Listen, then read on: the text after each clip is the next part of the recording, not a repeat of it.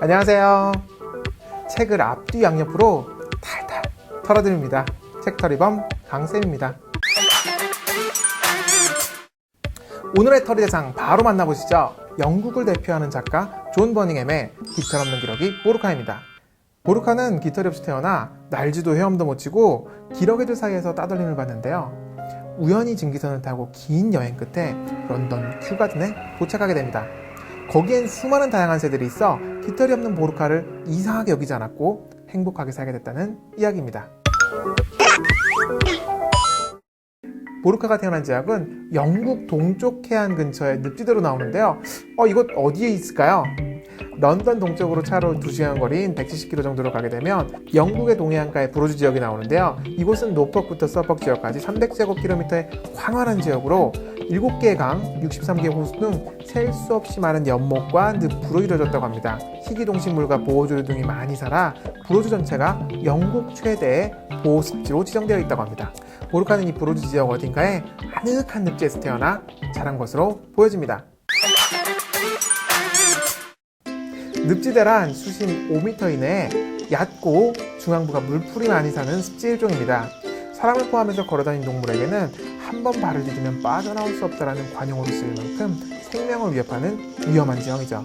반면 조류나 곤충처럼 발로 걷지 않는 동물들에겐 오히려 포식자가 없어서 안전한 공간이 된다고 합니다. 창녕의 우포는만 해도 480여 종의 식물, 62종의 조류, 그리고 55종의 곤충 등 각종 희귀 동식물들이 사는 생명력 넘치는 공간이죠. 두 번째, 모르카는 깃털이 없이 태어나서 힘들었다고 하는데요. 새가 깃털이 없으면 왜 살기 힘들까요? 일반적으로 새들의 표면은 깃털로 덮여 있습니다. 얇고 표면적이 넓은 깃털은 하늘로 비행할 수 있도록 가볍고 넓은 날개 면적을 만들어주는 건 잘 알려져 있죠. 하지만 깃털은 또 다른 기능도 있습니다. 깃털은 가벼우면서도 촘촘한 구성으로 보온력이 아주 탁월합니다. 새가 찬바람을 맞으면서 하늘 높이 날고 또 바다 위에서 잠을 잘 수 있는 것도 따뜻한 깃털 덕분이죠.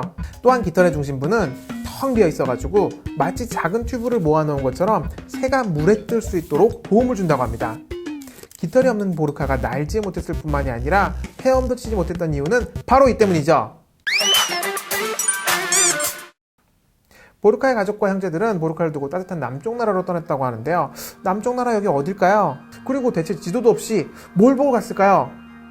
네덜란드의 조력센터 브루노 박사는 기러기에다가 GPS를 달아서 연구를 했는데요. 이에 따르면 영국 동부 지역에서 출발한 기러기는 네덜란드, 프랑스, 포르투갈을 거쳐서 스페인 남부의 영국령 지브롤터 인근까지 3,200km를 비행하는 것으로 나타났습니다. 기러기의 눈 속에는 크립토크롬이라는 단백질이 있어서 마치 나침반과 같이 남북을 구분할 수 있다고 하고요.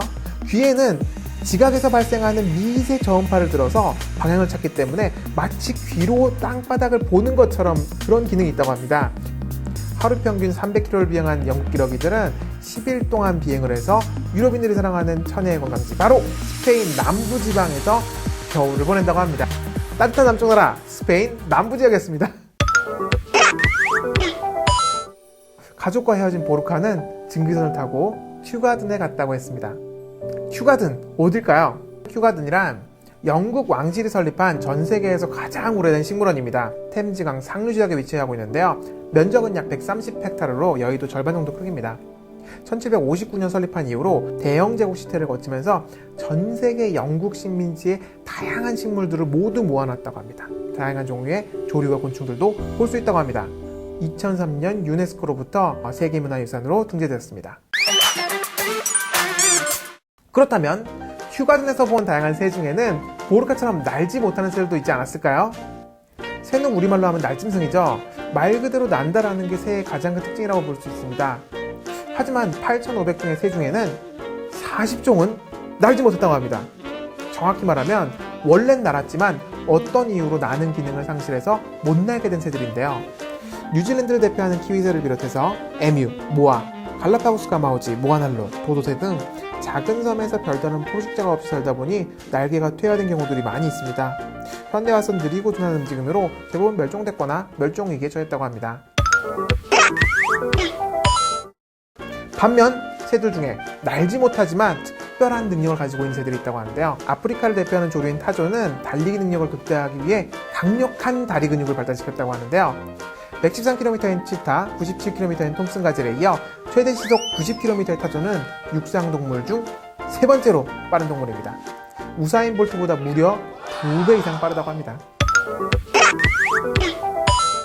남극의 신사 펭귄은 극지방의 혹독한 추위를 이겨내기 위해 두꺼운 피하 지방을 둘렀습니다. 이로 인해 뒤뚱거리고 느린 걸음걸이로 둔한 동물로 생각하기 십상인데요. 미국의 생명학자 레리 쿠먼 박사의 연구에 따르면 황제 펭귄은 무려 534m를 잠수하며 18분까지 숨을 참을 수 있다고 합니다. 수영 속도는 무려 9.6km나 됩니다. 물 안에만 들어가면 엄청난 속도의 수영 챔피언이라는 걸 알 수 있습니다. 치느님! 이 치느님도 바로 날지 못한 새죠. 치킨, 즉 닭도 날지 못한 새입니다. 맛있다도 하나의 능력이라면 굉장한 능력의 보유자인 것 같습니다. 깃털 없는 기러기 보르칼 정리하겠습니다. 보르카는 깃털이 없고 날지 못했기 때문에 오히려 보통의 기러기들이 겪지 못하는 특별한 경험을 할 수 있던 건 아닐까요? 사람들 중에도 이런 예들이 있습니다. 세계적인 강연가 닉 부이치치나 네 손가락 피아니스트 이하님 등은 남들과 다른 자신의 신체에 절망하지 않고 자신들만의 길을 개척하여 많은 이들에게 깨달음과 용기를 주고 있습니다. 오늘은 기러기는 꼭 남쪽 나라로 가야 해 라는 고정관념을 뒤집어서 자신만의 길을 찾아 나선 수많은 보르카들을 응원하는 시간이 되겠습니다. 탈탈 털린 정보가 마음에 드셨다면 좋아요, 댓글 부탁드리겠습니다. 그럼 다음 시간에도 꼭 또 만나요. 안녕!